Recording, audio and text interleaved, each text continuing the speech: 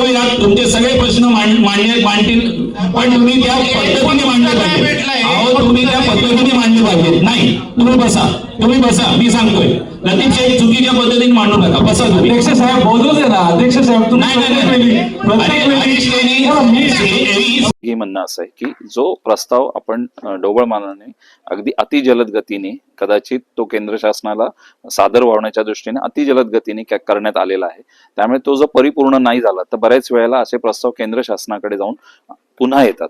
त्यामुळे त्याच्यामध्ये वेळेचा जास्त अपव्यय होतो. त्यामुळे आता जो प्रस्ताव आणि याची माहिती की हा फंड कसा उभारणार आहे, की जागतिक बँक किती लोन देणार आहे, इतर जो निधी आहे तो आपण पब्लिक बॉन्डच्या रूपाने उभे करणार आहोत, त्याचं काय स्वरूप असेल, हे सगळं सदस्यांना, सन्मान्य सदस्यांना माहीत असेल तर ते आपण पनवेलकरांना सांगू शकतो. त्यामुळे हा प्रस्तावाबद्दल आम्ही हा स्थगित ठेवण्यात आलेला आहे. त्याची पूर्ण माहिती, परिपूर्ण माहिती घेऊन आणि तो परिपूर्ण रीतीने केंद्र शासनाला सादर व्हावा यासाठी आज आम्ही तो स्थगित ठेवलेला आहे. प्रस्ताव काय आहे, किती जमीन ऍक्विजिशन होणार आहे, काय नक्की बांधकामाचं स्ट्रक्चरचं किंमत किती आहे, जागतिक लोन किती आहे, काय नक्कीच हेच माहिती प्रशासनाने पूर्ण दिलेली नाही. आपलं जे म्हणणं आहे तेच की ह्या बाबतीत आपण घाईघाईने सगळं हे झालेलं आहे.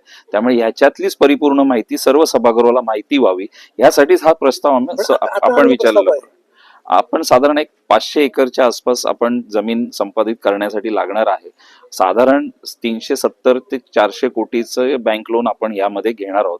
परंतु हे सगळी माहिती आहे ही ढोबळमानाने आहे, तर ती अॅक्युरेट व्हावी यासाठीच आपण हा प्रस्ताव स्थगित ठेवण्यात आला. त्या देरंगराला फायदा होत जाईल, महानगरपालिकेला त्याचा याचाच पाहिजे तर अभ्यास करा, परंतु हा प्रस्ताव तुम्ही थांबवू नका. याच्यावर काही त्यांचा वेगळ्या पद्धतीचा अभ्यास झाला नाही म्हणून थांबवला का? आता या प्रस्तावामध्ये मी तिथे स्पष्ट सांगितलं आता कोणता वेगळा अभ्यास करायचा आहे त्यांना, हे महापौर जाणो आणि त्यांचे सभागृह नेते जाणो आणि त्यांच्या नगरसेवक जाणो. इतका तात्काळ आणि गंभीर आणि भीषण विषय असताना अशा प्रकारचा प्रस्ताव रद्द करणे म्हणजे महानगरपालिकेच्या नागरिकांवर, करदात्यांचा अपमान असं म्हणायचं.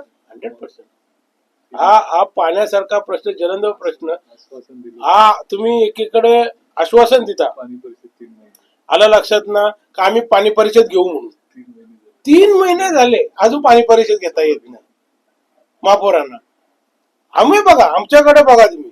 आता बोलत ना 8 दिवसामध्ये पुन्हा घेतो म्हणून. बघूया आता तुम्ही आहात, आम्ही आहोत. प्रत्येक महासभेमध्ये 8 दिवसाचा टाइम दिला. एक समिती स्थापन